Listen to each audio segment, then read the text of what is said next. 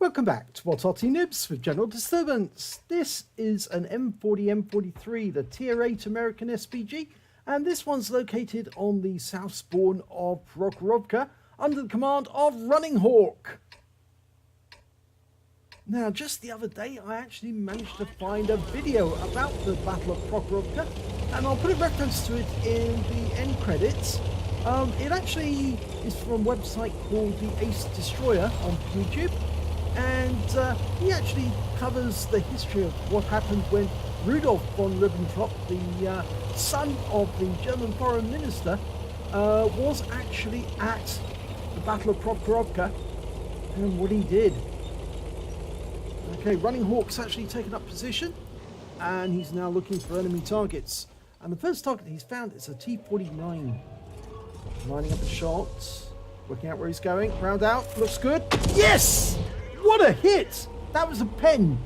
He penned the armor, 1,122 hit points of damage in a matter of minutes after, or seconds after the game has started. And he hit him with a standard HE round, with the alpha damage for which is 1,050. So that was a high roll, and the penetration is 52 millimeters. So he definitely went through the side of that T-49.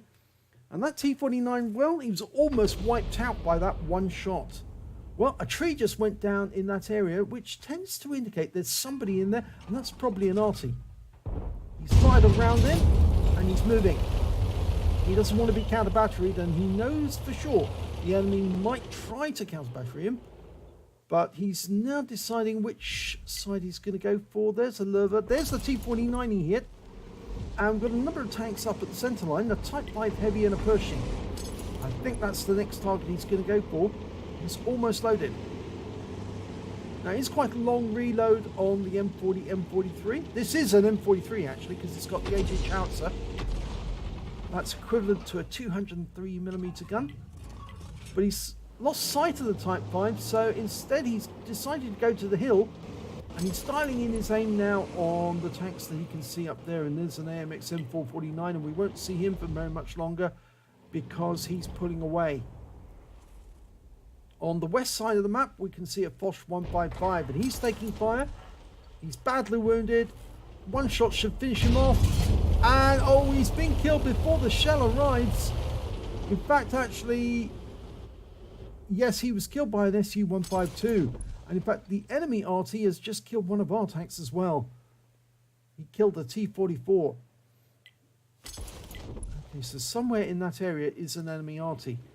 But instead of doing counter battery, we're going to a Pershing, who's up at the centre line. Tier 8 American medium tank. He's taking damage, and there's a Type 5 with him. The same one we saw before. We're almost loaded. Going for the Type 5. Round out. Direct hit. 384 hit points. We didn't pen the Type 5, obviously, because it's got heavier armour. But you can see Running Hawk is pulling back to avoid counter battery. You need to pull back enough, far enough that you're going to be outside the splash zone of the enemy Arty when it fires at you, if it fires at you. So just running around in a circle and vacating the spot that you fired from for a few minutes doesn't really help. What you need to do is go away from that position altogether and find a new firing spot far enough away. Well, fires the next round in. And we didn't get anything off that whatsoever. We're looking for a new target. We found a Progetto in the centre line. And there's the T-49 we hit. Left him on only 20% of his health. Oh my gum, he was very badly damaged.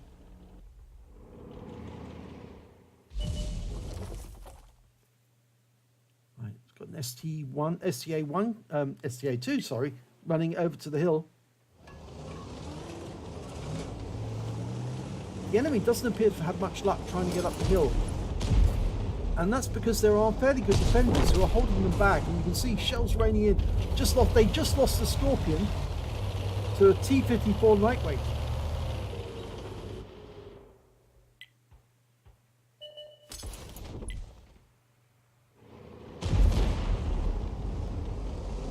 Now that Lerva's getting fire as well. We're still 15 seconds away from shooting. I find it's always helpful actually to dial it on the area where you're going to target before you shoot, so you're fully prepared. The moment the shell is ready, you can fire it. Now he's going to have to dial in before it'll be ready on that 50 TP. But that T-54 lightweight is keeping that 50 TP lit. Rounds out, looks good. It is good. It was a near splash for 396 hit points, and Running Hawk quickly relocates.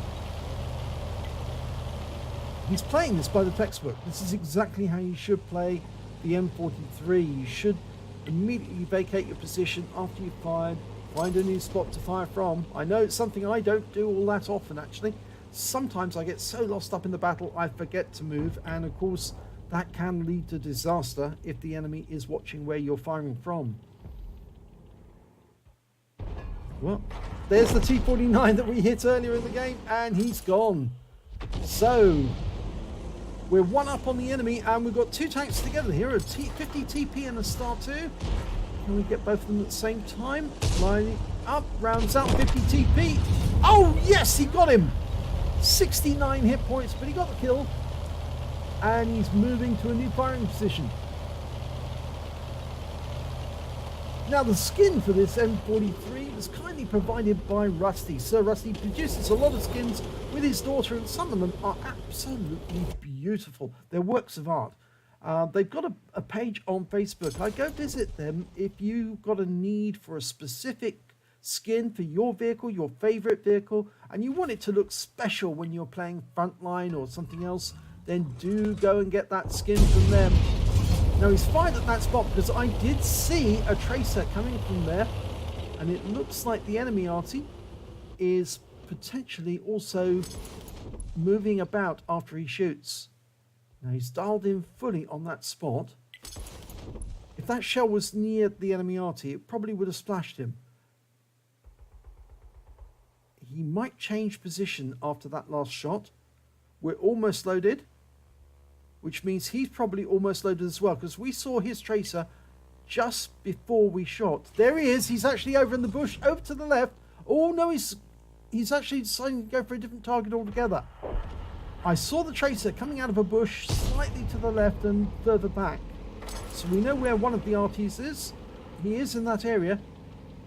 And we fired the round in at the tank on the hill, and no, I don't think we got anything from that one at all. The shell may have gone long. We didn't see where the fall of shell went. I always like to see the fall of shell just to see if there's any explanation why we didn't hit the target. And the Object 261 on our team has just taken out that M449. But Running Hawk's gone back to the same area where we saw the tracer come. It's actually from that bush slightly to the right of the reticule at this moment. To the right and a bit further back. That's where he fired from. If he's moved to that bush and he's staying there, we'll see the tracer emerge from that bush very, very shortly.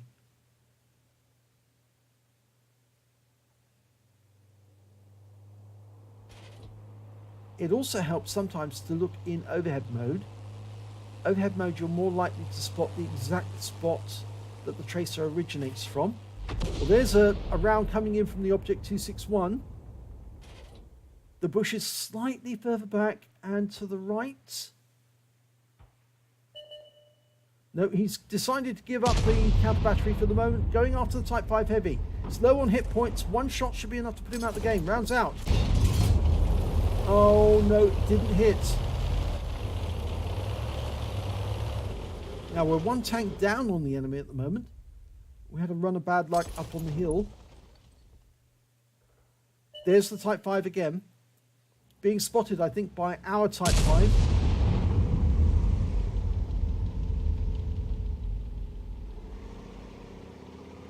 We're not long ready to shoot. Only a few more seconds to go. We've lost sight of the Type 5. Oh! Type 5 Heavy's just been killed. And the enemy is capping. This is an encounter game. And the Borsig's gone down.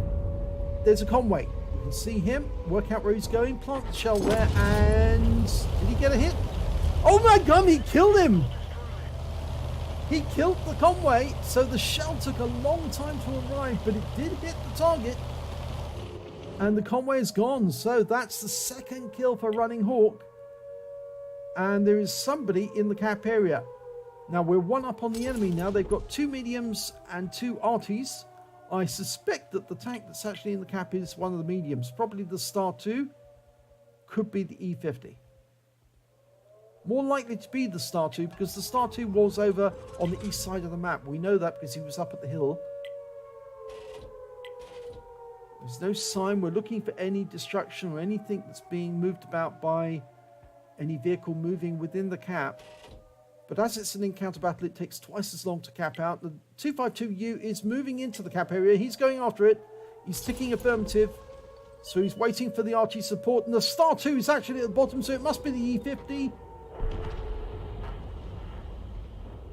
We've been spotted by someone, and we took out the Star 2. But we were seen, so we need to get out of here quick, because enemy Arty will be onto us like a flash.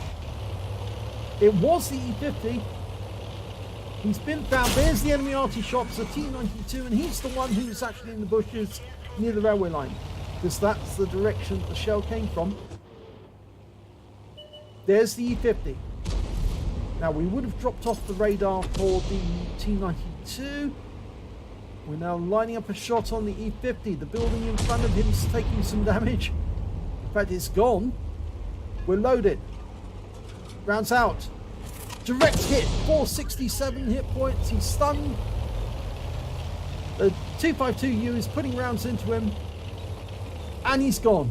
That means there is only 2 opponents left. The FB207 and the T-92 HMC. And we know where the T-92 is because he hit us. So we can now start aiming in that direction, looking towards the bushes at the back. He's definitely in that vicinity.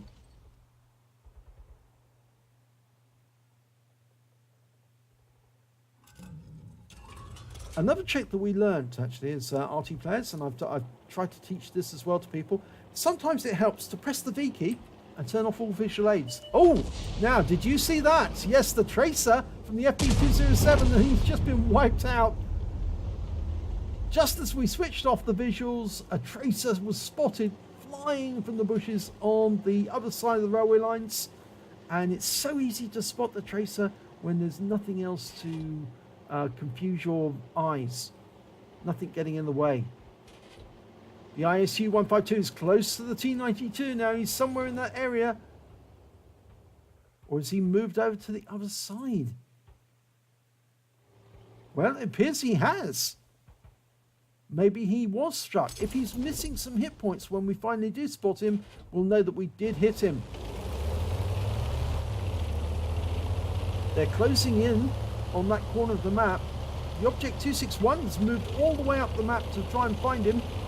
And now people are pinging the map on A0. They think he went over the line and relocated into grid square A0 to hide from everyone. And that's the 2-minute warning. Not long enough to cap out for one tank on his own now, but I don't think we need to worry about capping because I think we are going to find that T-92 HMC and wipe him out.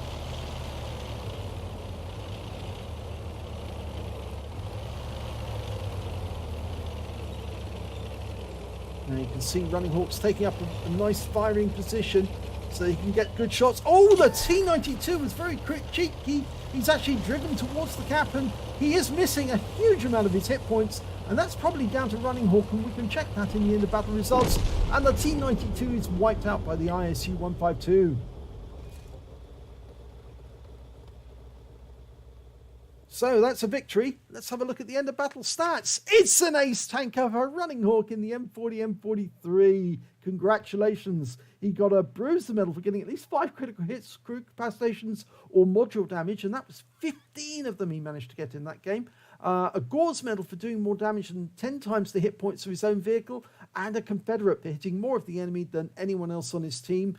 And he got 10,457 on the Win 8 recording. So yes, he did work hard during that game. Let's have a look and see how much damage he did to that T-92. There he is. T-92 did 262 hit points of splash. So he did hit him. He did find him, but he didn't hit him directly. He only did enough to splash him with damage, but certainly he did spot him at the end and got the assistance for finding him. So that was very useful indeed as well. So let's have a look at the team score. Top of the table, 4,291 hit points of damage. He didn't get the high caliber though for some reason. It was the highest damage. The next highest damage was the Conway that he killed, 4,265 hit points. And after that came the Object 261. Oh, no, sorry, the E50, 3,119 for him. Then the 261 with 3,045, and he picked up a Confederate too, so obviously he was working hard. The Scorpion got a Confederate, and the ISU 152 managed to get a Pascucci's. Let's have a look at the number of kills, and we can see that the highest number of kills was by the enemy T92 HMC. He got 5 kills, and then we've got the ISU 152 with 4, and lastly we've got Running Hawk with 3. And he shared that with the Object 261. And when it came to base XP, it was Running Hawk who did the best, and that's because he was tier 8 in a tier 10 game, and so he was hitting higher tier opponents and wiping them out. The ISU 152 got 1,000 base experience points, and the 261 managed 945. Running Hawk 5, 14 rounds during that game. He got 5 direct hits and 2 penetrations, and I think the first penetration on that T49 was absolutely amazing, right through the side of that vehicle as he was running through the cap area. Splash on 9 vehicles. He damaged 4,291 hit points of damage. 3,281 of that was at more than 300 meters, so you can see some of it was a fairly close range. He did receive 1 hit as a result of splash damage. That came from the T92, returning in the favour after he was hit. And he spotted 1 enemy vehicle, I think that was the T92, damaged 9 of the enemy, killed 3 of them, and did damage assistance of 76 hit points and stun assistance of 161 hit points off 8 stuns. He also managed to get 6 capture points and 4 defense points. On a premium count, he earned 49,962 credits from that game, and after repair and ammunition resupply, he actually suffered a loss, 12,908 credits, and the reason for that was he was firing premium ammo. At least sometimes during that battle he did fire premium, and that's why he actually made a loss, but he probably would have made a profit if he'd fired just standard ammo. He received 6 Borns for that battle, for getting the Confederate and also for the Gore's medal, and he also earned 1,846 XP times 2 for the first victory, took away 3,693. So a very nice little ace tanker there for you. Congratulations on that. If you enjoyed that replay, please give it a like and do subscribe to our channel, and hopefully it'll be your replay that I'll be featuring in the next video. And do watch out in the end credits, because I will put up a link to that Battle of Prokhorovka with Rudolf von Ribbentrop, the son of the German foreign minister, and what actually happened from his perspective during the Battle of Prokhorovka.